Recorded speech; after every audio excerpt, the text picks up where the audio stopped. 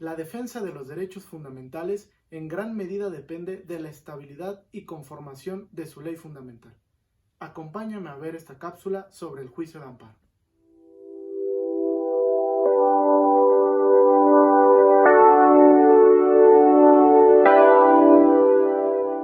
Permítame comentarles que el día de ayer se conmemoraron 9 años de la reforma constitucional de 6 de junio del 2011 en materia de amparo. Tan importante reforma para el Estado mexicano que amplió el contenido y la procedencia de nuestro medio de control constitucional por excelencia tutelar del ejercicio de derechos fundamentales. Al respecto, hablaré sobre 3 temas importantes de dicha reforma que repercutieron en nuestro juicio de amparo. La primera, la cuestión de constitucionalidad. La Suprema Corte, al resolver la contradicción de tesis 21 del 2011, estableció qué entendemos por interpretación constitucional a la luz de la procedencia del juicio de amparo, es decir, cuáles son los elementos sustantivos que se protegen en nuestro medio de control y por virtud de los cuales podemos acudir a un órgano jurisdiccional a reclamar las posibles vulneraciones tanto de la autoridad como de algunos particulares. La cuestión de constitucionalidad es muy importante porque fija la procedencia del juicio de amparo, es decir, cuáles son los derechos que se protegen en nuestro medio de control constitucional.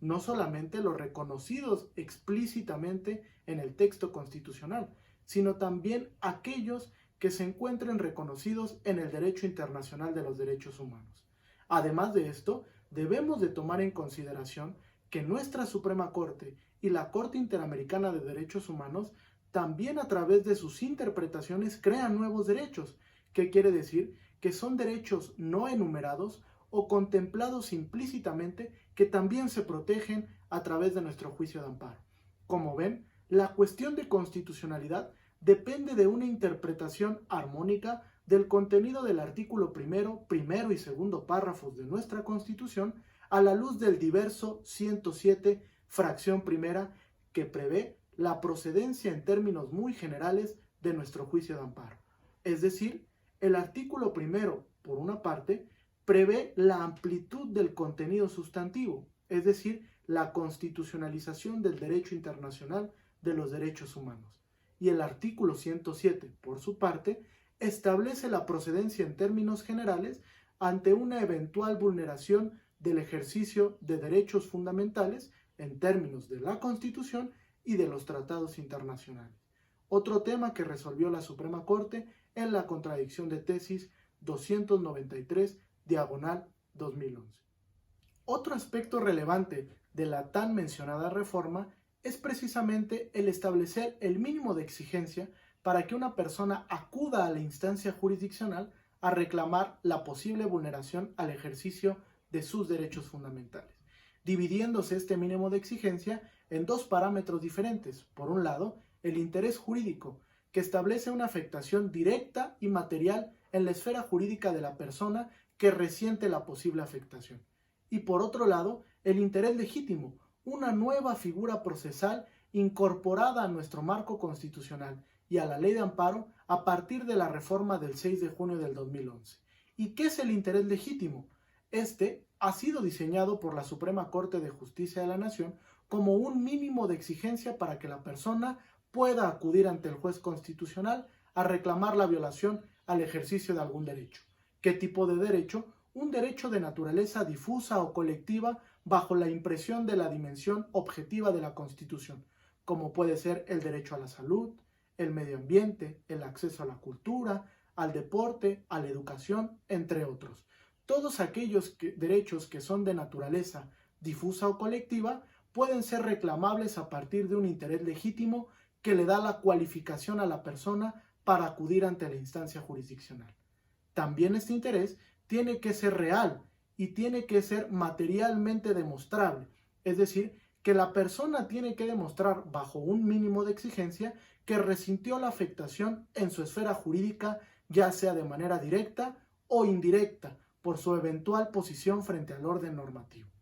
Además, la Suprema Corte de Justicia de la Nación ha dicho que este interés tiene que ser acorde con la dinámica del juicio de amparo, es decir, que se tiene que reinterpretar este interés a la luz de los principios que rigen nuestro juicio de amparo, como el principio de relatividad, que no puede ser un obstáculo para que una persona acuda a la instancia jurisdiccional a reclamar la eventual violación a sus derechos fundamentales. El principio de relatividad, por una parte, menciona que el juicio de amparo únicamente protegerá a la persona que acuda al juez de amparo. Sin embargo, este principio tiene que ser reinterpretado a la luz del interés legítimo que por la posición especial de la persona frente al orden normativo puede proteger a un grupo determinado o determinable de personas. Esta parte es sumamente relevante porque además cabe denotar que el interés legítimo lo que presupone es que la persona ante la eventual concesión del amparo conseguirá un beneficio. ¿Qué tipo de beneficio? Aquel de protección a su derecho de naturaleza objetiva o difusa. Esta parte es sumamente importante. El interés legítimo lo que trajo consigo es la amplitud para la procedencia del juicio de amparo, a través de un esquema diferenciado en el que no necesitamos resentir una afectación directa en nuestra esfera jurídica, sino que también puede ser indirecta por pertenecer a una comunidad o a un grupo de personas determinable o determinado que resiente la vulneración en el ejercicio de sus derechos fundamentales. Estos derechos fundamentales que forman parte de una dimensión objetiva de la Constitución que precisamente establece que no serán propiedad o que no serán exclusivos para una persona, sino que están destinados a toda la sociedad o a toda la colectividad. El interés legítimo representa entonces una amplitud para la procedencia de nuestro medio de control constitucional y con ello la posibilidad de tener un mayor amplio camino de tutela que debe de ser protegido por todos los jueces de amparo. Un tercer elemento del que quiero hacer distinción es precisamente el juicio de amparo y su relación con el control constitucional. Como sabemos, la Suprema Corte ha mencionado en diferentes resoluciones que el Poder Judicial de la Federación realiza un control de tipo concentrado de la constitucionalidad de actos y de normas de carácter general. Es decir, en su conjunto este poder público concentra la verificación o el examen de regularidad de los actos de las autoridades o de algunos particulares o de las normas de carácter general, es decir, aquellas que se encuentran por debajo del contenido del parámetro de regularidad constitucional. Cabe precisar que por las propias condiciones y naturaleza del juicio de amparo, podríamos mencionar que el Poder Judicial de la Federación realiza tanto control concentrado por conducto de la Suprema Corte como control difuso a partir de los diferentes órganos que lo conforman, como son los juzgados de distrito, tribunales unitarios y también los tribunales colegiados de circuito, además de los plenos de circuito especializados. Es decir, la Suprema Corte ejerce control concentrado de constitucionalidad en tres diferentes medios de control constitucional: las acciones de inconstitucionalidad, las controversias constitucionales y el juicio de amparo en revisión. El juicio de amparo en revisión, establecido su procedencia en términos del artículo 81 de nuestra ley de amparo, que precisamente establece las condicionantes de importancia y trascendencia para que un asunto llegue al conocimiento de nuestro máximo tribunal, además de ahondar en el contenido de lo que representa la cuestión constitucional. Por otra parte, los juzgados de distrito, los tribunales colegiados, los tribunales unitarios, realizan un control de tipo o de naturaleza difuso, es decir, a partir del juicio de amparo directo o indirecto, lo que realizan es la constitucionalidad de normas de carácter general y de actos de autoridad y de algunos particulares sometidos a lo que marca nuestro texto constitucional, o mejor dicho, a lo que marca el parámetro de regularidad constitucional. ¿Por qué asevero que los juzgados de distrito, tribunales colegiados y tribunales unitarios, además de los plenos de circuito, realizan un control difuso? Porque no es un solo órgano el especializado. Es decir, a diferencia del control que realiza en sede concentrada nuestra Suprema Corte de Justicia de la Nación, los órganos especializados integrantes del Poder Judicial de la Federación lo realizan en sede difusa al ser una pluralidad de órganos. Además, por la propia naturaleza del juicio de amparo, podríamos decir que los efectos de una eventual concesión no desaparecen a la norma general del ordenamiento jurídico, es decir, con efectos erga omnes, como si la invalidaran y no perteneciera más a nuestro orden normativo, sino únicamente lo que hacen es tener un efecto en la protección de la persona dentro de su esfera jurídica, es decir, únicamente la norma será inconstitucional para efectos de la protección de los derechos de la persona que acuda al juicio de amparo, o si en el caso acude con un interés legítimo, esta protección se podrá ver indirectamente beneficiada a un grupo o una colectividad o bien a un cierto sector de la población determinado o determinable. Además, podemos sostener que en el Poder Judicial de la Federación se realiza un control difuso porque los efectos de la eventual concesión del amparo únicamente se reflejan en la esfera jurídica de la persona, pudiendo denotar una cierta inaplicación de la norma que resulte contrario con el texto constitucional y desde esta perspectiva denotar que no se está invalidando la norma de carácter general, sino únicamente inaplicando para proteger la esfera jurídica de la persona. Son algunas de las características que podrían denotar que el Poder Judicial de la Federación ejerce control concentrado por conducto de la Suprema Corte y especializado en materia electoral por conducto del Tribunal Electoral del Poder Judicial de la Federación y los demás órganos una especie de control difuso de constitucionalidad. Además, este control de constitucionalidad no se ve limitado por lo explícitamente previsto en la Constitución, sino también ahora tenemos un control constitucional por convencionalidad. ¿Qué quiere decir? Que los actos de las autoridades, de los particulares que sean atribuibles al carácter de autoridad y también las normas de carácter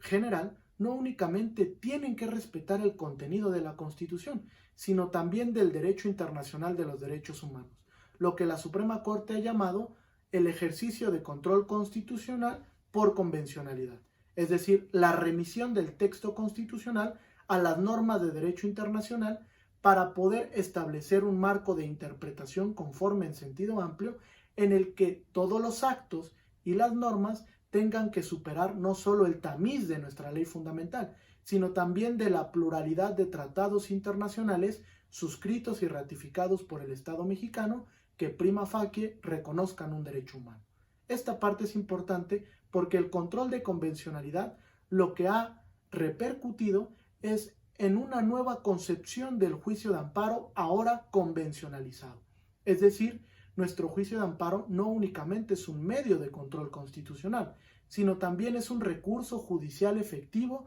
en términos del artículo 25.1 de la Convención Americana sobre Derechos Humanos. Esto lo ha hecho notar la Corte Interamericana en una pluralidad de resoluciones donde ha indicado que el recurso judicial efectivo se establece a la luz de dos principios fundamentales: efectividad e idoneidad. Es decir, que el medio de control en sede doméstica sea efectivo para proteger los derechos fundamentales tanto en sede nacional como de fuente internacional, además de que debe de ser el medio idóneo para reparar o restituir la eventual violación, cuestiones que cumple a todas luces nuestro juicio de amparo. Estos son algunos aspectos de lo que trajo consigo la reforma constitucional de 6 de junio del 2011, que cabe precisar no puede leerse sino a la luz de la diversa de 10 de junio del 2011 en materia de derechos fundamentales, que precisamente es la que conminó a la constitucionalización del derecho internacional de los derechos humanos y que con ello amplió todo el marco sustantivo de protección en el Estado mexicano, pudiendo denotar un grado de progresividad en la protección de los derechos y a su vez estableciendo un marco ampliado o maximizado de derechos que son justiciables en sede nacional y también en sede interamericana. Esta reforma representa un hito para el constitucionalismo mexicano, porque el juicio de amparo se vio modernizado a partir de una serie de premisas, de preguntas, de interrogantes, de consideraciones y de conceptos, que son sumamente importantes de perfeccionar y que me parece estamos lejos de convertir a nuestro juicio de amparo en un eventual catálogo multidisciplinario de acciones para proteger los derechos fundamentales. Es mucho el camino por recorrer, pero nuestro juicio de amparo poco a poco se va convirtiendo en ese espectro de mecanismo de protección integral que busca el Estado mexicano, para evitar que se generen violaciones a derechos fundamentales que queden sin reparo. Todas las violaciones que se generen, tanto en una eficacia horizontal como en una eficacia vertical, deben de gozar necesariamente de un medio de control constitucional que la repare, que dé solución y que establezca en un marco individualizado cuál es la mejor protección para la persona en el sistema jurídico mexicano. Muchas dudas e interrogantes han surgido para nuestro juicio de amparo, pero a partir de esta tan importante reforma podríamos decir que hemos caminado hacia la consolidación de nuestro juicio de amparo. Muchas gracias y que tengan una excelente tarde. Espero que les haya gustado esta pequeña cápsula. No olviden seguirme en mi canal de YouTube, así como en mis redes sociales, Facebook, Jesús Cadena Alcalá, en mi página oficial como Jesús Cadena Alcalá y en mi Instagram como Cadena Alcalá. Hasta pronto.